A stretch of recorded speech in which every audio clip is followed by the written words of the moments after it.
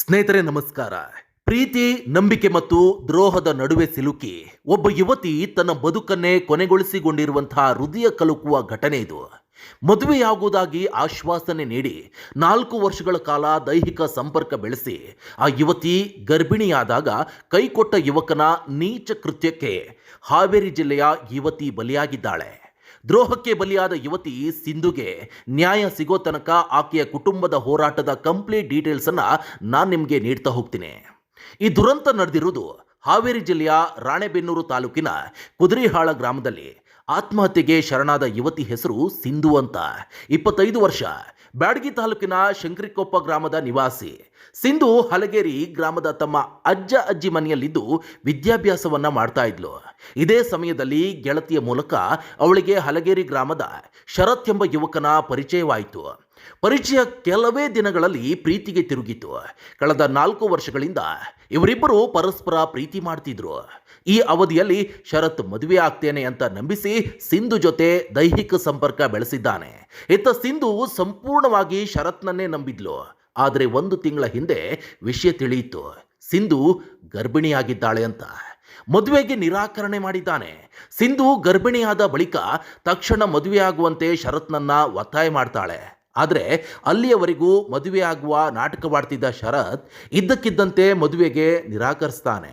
4 ವರ್ಷಗಳ ನಂಬಿಕೆ, ಪ್ರೀತಿ ಮತ್ತು ಭವಿಷ್ಯದ ಕನಸುಗಳು ಒಂದೇ ಕ್ಷಣದಲ್ಲಿ ಹುಸಿಯಾದವು. ಗರ್ಭಿಣಿಯಾದ ಬಳಿಕವೂ ಪ್ರಿಯಕರ ಕೈಬಿಟ್ಟಿದ್ರಿಂದ ಸಿಂಧು ತೀವ್ರ ಮನನೊಂದ್ಲು. ಅವಮಾನ ಮತ್ತು ನೋವನ್ನು ತಾಳಲಾರದೆ ಯುವತಿ ಸಿಂಧು ಅಂತಿಮವಾಗಿ ಆತ್ಮಹತ್ಯೆಯ ನಿರ್ಧಾರವನ್ನು ತೆಗೆದುಕೊಂಡ್ಳು. ಆಕೆಯ ಆತ್ಮಹತ್ಯೆಯೊಂದಿಗೆ ಇಡೀ ಕುಟುಂಬ ಮತ್ತು 2 ಗ್ರಾಮಗಳಲ್ಲಿ ದುಃಖದ ವಾತಾವರಣ ಸೃಷ್ಟಿಯಾಗಿದೆ. ಕುಟುಂಬದ ಆಕ್ರೋಶ ಮತ್ತು ಪ್ರತಿಭಟನೆಯ ಕಾವು ಕೂಡ ಜಾಸ್ತಿ ಆಗಿದೆ. ಸಿಂಧು ಸಾವಿಗೆ ನ್ಯಾಯ ಬೇಕು, ವಂಚಕ ಶರತ್ಗೆ ಶಿಕ್ಷೆ ಆಗಲೇಬೇಕು ಅಂತ ಕುಟುಂಬಸ್ಥರು ಆಕ್ರೋಶಗೊಂಡಿದ್ದಾರೆ. ಇಡೀ ಕುಟುಂಬ ಮತ್ತು ಸಂಬಂಧಿಕರು ಸೇರಿ ಮೃತದೇಹವನ್ನು ತೆಗೆದುಕೊಂಡು ಹೋಗಿ ನೇರವಾಗಿ ಆ ಶರತ್ನ ಮನೆ ಮುಂದೆ ಇಟ್ಟು ಪ್ರತಿಭಟನೆಯನ್ನ ನಡೆಸಿದ್ದಾರೆ. ನಮ್ಮ ಮಗಳಿಗೆ ನ್ಯಾಯ ಸಿಗೋ ತನಕ ನಾವು ಇಲ್ಲಿಂದ ಕದಲುವುದಿಲ್ಲ ಅಂತ ಅವರು ಪಟ್ಟು ಹಿಡಿದಿದ್ದಾರೆ. ಪ್ರತಿಭಟನೆಯ ಸದ್ದು ಜೋರಾಗುತ್ತಿದ್ದಂತೆ ಯುವಕ ಶರತ್ ಮತ್ತು ಆತನ ಕುಟುಂಬಸ್ಥರು ಮನೆಗೆ ಬೀಗ ಹಾಕಿ ಅಲ್ಲಿಂದ ಪರಾರಿಯಾಗಿದ್ದಾರೆ ಎನ್ನಲಾಗಿದೆ. ಘಟನೆಯ ಸ್ಥಳದಲ್ಲಿ ಭಾರೀ ಜಮಾವಣೆಯಾಗಿದ್ದು ಜನರು ಬಿಗುವಿನ ವಾತಾವರಣ ಕೂಡ ನಿರ್ಮಾಣ ಆಗಿದೆ. ಇನ್ನೊಂದು ಕಡೆಯಲ್ಲಿ ನ್ಯಾಯಕ್ಕಾಗಿ ಆಗ್ರಹವನ್ನ ಮಾಡ್ತಾ ಇದ್ದಾರೆ ಸಿಂಧು ಕುಟುಂಬಸ್ಥರು. ಅವನು ನಮ್ಮ ಮಗಳನ್ನ ಮೋಸ ಮಾಡಿದ, ನಮ್ಮ ಮಗು ಗರ್ಭಿಣಿಯಾಗಿತ್ತು, ಮದುವೆ ಆಗಿವೆ ಅಂತ ಹೇಳಿ ಕೈಬಿಟ್ಟಿದ್ದಾನೆ, ಅವನಿಗೆ ಕಠಿಣ ಶಿಕ್ಷೆ ಆಗಬೇಕು, ನಮ್ಮ ಮಗಳ ಸಾವಿಗೆ ನ್ಯಾಯ ಕೊಡಿಸಬೇಕು. ಈ ಸಂಬಂಧ ಹಲಗೇರಿ ಪೊಲೀಸ್ ಠಾಣೆಯಲ್ಲಿ ಪ್ರಕರಣ ಕೂಡ ದಾಖಲಾಗಿದೆ. ಪೊಲೀಸರು ಸ್ಥಳಕ್ಕೆ ಭೇಟಿ ನೀಡಿ ಪರಿಸ್ಥಿತಿಯನ್ನು ಈಗ ನಿಯಂತ್ರಣಕ್ಕೆ ತರುವಂಥ ನಿಟ್ಟಿನಲ್ಲಿ ಪ್ರಯತ್ನ ಕೂಡ ಪಡ್ತಾ ಇದ್ದಾರೆ. ಯುವಕ ಶರತ್ನನ್ನು ಬಂಧಿಸಲು ಕೂಡ ಆಗ್ರಹ ಕೇಳಿ ಬರ್ತಾ ಇದೆ. ಸೊ ಆತನನ್ನು ಬಂಧಿಸಬೇಕು ಎನ್ನುವಂಥ ನಿಟ್ಟಿನಲ್ಲಿ ಪೊಲೀಸರು ಕೂಡ ಈಗ ಒಂದು ವಿಶೇಷ ತನಿಖಾ ತಂಡವನ್ನು ಕೂಡ ನೇಮಕ ಮಾಡಿದ್ದಾರೆ.